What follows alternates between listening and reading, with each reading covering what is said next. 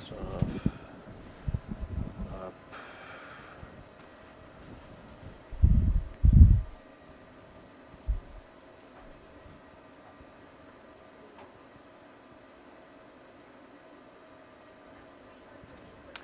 Hi, everybody. Welcome to WCA Extra. This is our live desk streaming show. Today, we're actually going to check in with one of our reporters, Catherine Huntley, about a story that she did with a Lakota elder, Beverly Little Thunder, who actually was just invited to the White House to talk about queer Indigenous. She's actually a queer Indigenous person. Going to the White House and kind of speaking on that as well. So, without further ado, we'll bring in our Catherine Huntley and. Catherine, first and foremost, good morning. Good morning, John. Great. It's great to be here. Great to have you here. So first things first, just kind of run me through, who Beverly is, how she ended up in Vermont, and why this trip to the White House is such a big deal. So Beverly Little Thunder is a Lakota elder, meaning she is from the Standing Rock Reservation, which spans North and South Dakota.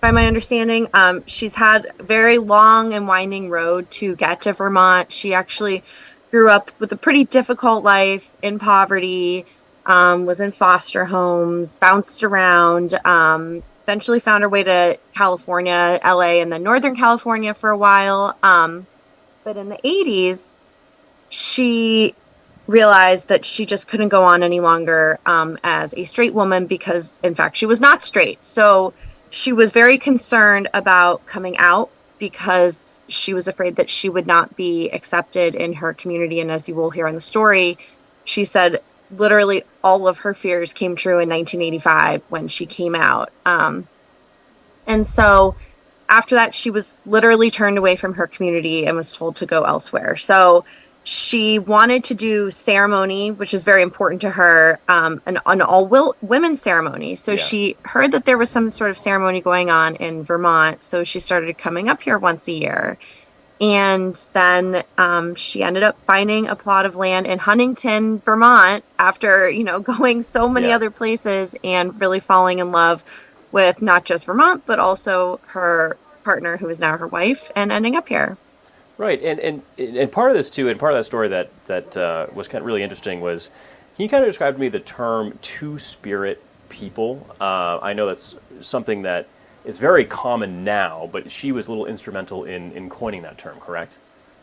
She was very instrumental in coining it because, there wasn't a broad term for a queer Indigenous person. And as she said to me, it's very different than gay or lesbian. But they were trying to find a word that could be overarching because every tribe had their own kind of word for it, but they wanted one that was overarching. So she was actually part of this small group of people in the 90s that for 3 years worked on this and came up in 1993 with Two-Spirit. And now it is very broadly used. And she's like, we came up with it. We realize other generations might not want to use it, but they do. I mean, I was familiar with the term before meeting Beverly. My last TV market was in northern Minnesota in Duluth, where there was a very large reservation. And we always would use the term Two-Spirit when referring to queer Indigenous people. So it's pretty cool to meet someone who came up with this. Yeah, absolutely. Kind of, you really in real time can see that ripple effect. And Catherine, as far as this visit to the White House goes, what was discussed? What was going on there this week?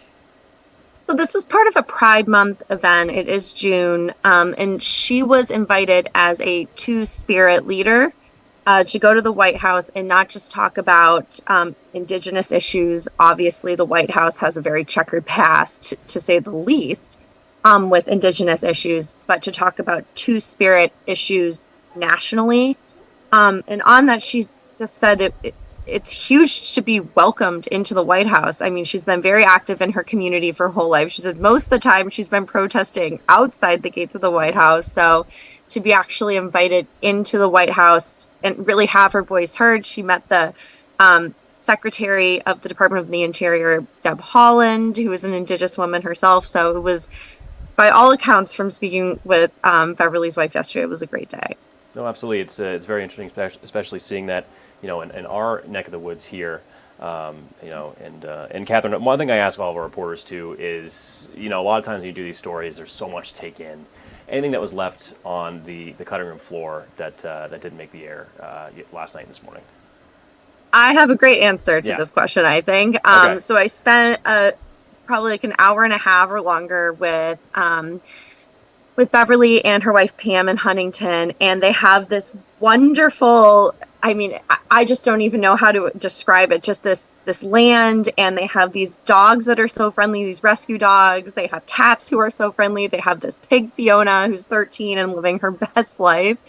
And part of the story that I really wanted to include, but was obviously I can't include everything. Yeah. It's just the love that her and Pam share with each other. And Pam said that they never thought that they would be able to get married. And she said just every single day calling Beverly her wife. And then to say, my wife is going to the White House. Yeah. She said it every single day. It is the most special thing to use the word wife. So a nice, I guess, Pride Month message there. Yeah, no, absolutely. It's a great message to hear. Catherine, thanks for hopping on this morning. I know that you probably have quite the busy day ahead of you, but really appreciate you kind of shedding some light on that as well. And of course, in just a sec here, we'll run your story that you have this morning. But Catherine, thanks for stopping by. Thanks, John. Have a great day. Yeah, you too. You as well.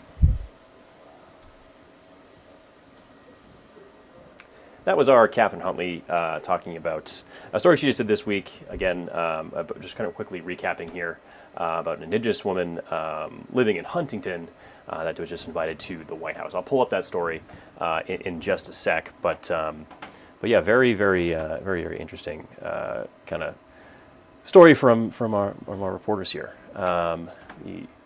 Just a sec to pull that up, and we can kind of take a look at that. That full story.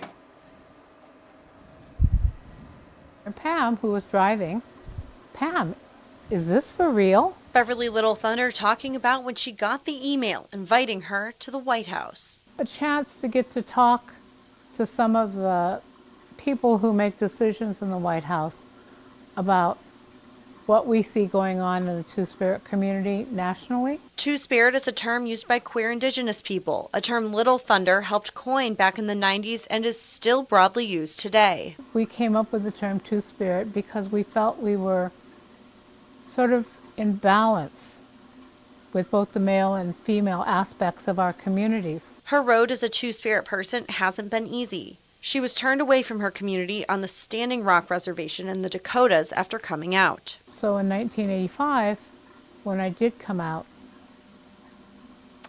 all my fears came true. Little Thunder has now lived in Huntington for 20 years with her wife Pam and a group of dogs, cats, and even a pig named Fiona. Huntington has been the best place I've ever lived, and I've never lived anywhere in my life as long as I've lived here. She never saw herself living anywhere for more than just a few years. And see how we are. But has now been in Vermont for 2 decades with her wife while continuing to advocate for Indigenous and BIPOC issues. My wife gets to go to the White House, and I could not be prouder. The White House has not always been a place friendly to Indigenous people, making this invite even more special. How do you think you'll feel walking in to the White House? I think I will feel like my work has just begun.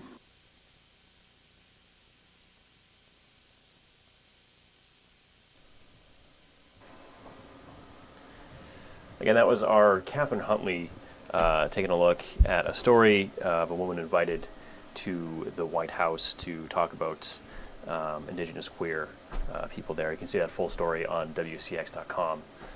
Some really interesting work from Catherine Huntley there. We're taking a look at our Church Street cam, kind of a wet start to our day right now. Peter, I know you haven't been in our neck of the woods for a little bit. Yeah. So welcome back, Yep. first of all. And, what am I doing here the rest of the week? What are my plans All things considered, Yeah. the rest of the week not looking too bad. Today we're kind of sandwiched between a few rain showers. So saw some rain last night. Still got a little bit of rain out there this morning. Then as we head towards tonight, another round of rain. But really the bulk of the daytime hours today should be spent primarily dry once we get rid of that rain out there this morning.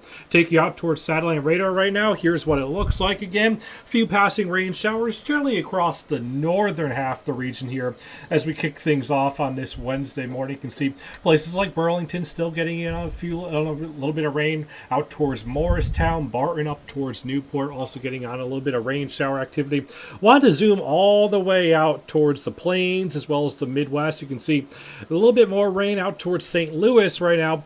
That's actually our next batch of rain showers that will begin to make its arrival here as we head towards later tonight. For now, though, most of us talking temperatures in the 60s and 70s out there. You can see still fairly gray and cloudy. Take you outside towards the Burlington waterfront right now. They're coming in at 68 degrees, and one of those rain showers passing overhead right now. Winds out of the north and west between 5 and 15 miles per hour. Temperatures, as I mentioned, generally in the 60s and 70s here to start off the day. 67 in Saranac Lake, 71 for Plattsburgh, 75 Rutland and Bennington, 77 in Springfield, 68 up towards St. Jay, and 65 in Newport. So here's how the rest of the day shapes up. Again, these passing rain showers that we're contending with right now, those will gradually begin to diminish here as we head through the rest of the morning, really through the late morning and into the early afternoon. I think most of us are primarily dry, probably talking about a mixture of sunshine and clouds overhead. Probably a bit more in terms of cloud cover as we head towards later this evening. Those clouds, the precursor to some more rain that begins to move in here through the course of the overnight hours tonight. As I mentioned, though, this is a fairly quick move. We're quickly out of here by the time we roll around towards tomorrow morning. I think most of us waking up to primarily dry conditions. However, still a chance at a passing rain shower or two here through the course of your day on Thursday. I think we're also picking up a bit more sunshine here as we head through the course of the day on Thursday as well. That's going to actually set us up for what is a really nice Friday here, all things considered. A good amount of sunshine here as we head through the course of your day on Friday. In terms of how much rain we're talking about here as we head through the course of the night tonight, might as well say most of us between a quarter and upwards of half an inch of new rain. Where some of those heavier downpours set up, maybe we see a localized thunderstorm. Some places could approach the 1 inch mark. You can see FutureCast picking up on that right along the Canadian international border here as we head through the course of the night tonight. So first, your forecast here through the rest of the day today. I think we get rid of those morning rain showers here as we head through the rest of the morning hours. Then we'll be left with filtered sunshine again, a few more clouds later in the evening hours today. The precursor to some more rain as we head through the course of the night tonight. Overnight lows, they'll generally fall back into the 50s and 60s again. Those rain showers basically make their departure here as we head towards the early morning hours tomorrow. Then through the rest of your day on Thursday, clouds clearing, increasing sunshine here as we head towards tomorrow afternoon. Temperatures back into the 70s and 80s here as we head towards your day on Thursday. Now look at the 7-day forecast. Not looking too bad here as we head through the next several days again. Friday looking downright lovely out there. As a matter of fact, we're going to be talking about temperatures generally in the low to mid 70s, a good amount of sunshine overhead. Unfortunately, it does not look like that nice weather will carry over into the weekend. Better chance at a few showers here as we head towards Saturday, especially through the second half of the day on Saturday. You can see as this system begins to make its arrival here Saturday afternoon and Saturday evening. Does look like some of those rain showers carry over into the day on Sunday, but then Monday, Tuesday, the first 2 days of July there, not looking too bad. More sunshine, temperatures back into the 70s and 80s. And here's to hoping that we can keep that nice weather going into midweek next week for the 4th of July. And I know a lot of times take the whole week off for 4th of July, so maybe have a nice couple days. Yeah. While you're at home, maybe grill some stuff up, and hopefully it just sticks around. Yeah, hopefully we can keep that nice weather going because right now, next Monday and Tuesday, looking pretty nice. And you know what? I'm looking out the window right now, starting to get a little bit of sunshine going here outside of our studios in South Burlington. Yeah, you and I look out the window like anyone could see what we're looking at. But, but yeah, no, it is relatively nice sometimes. So, but yeah, thanks. Yeah, good to be back. Welcome back, too. Well, I think it does it for us here on WCA Extra. Of course, you can see Peter and I on WCAX at noon, our evening shows, and see all of our coverage on WCAX.com. With that in mind, we'll let you guys go and get on with your morning. So, see you later.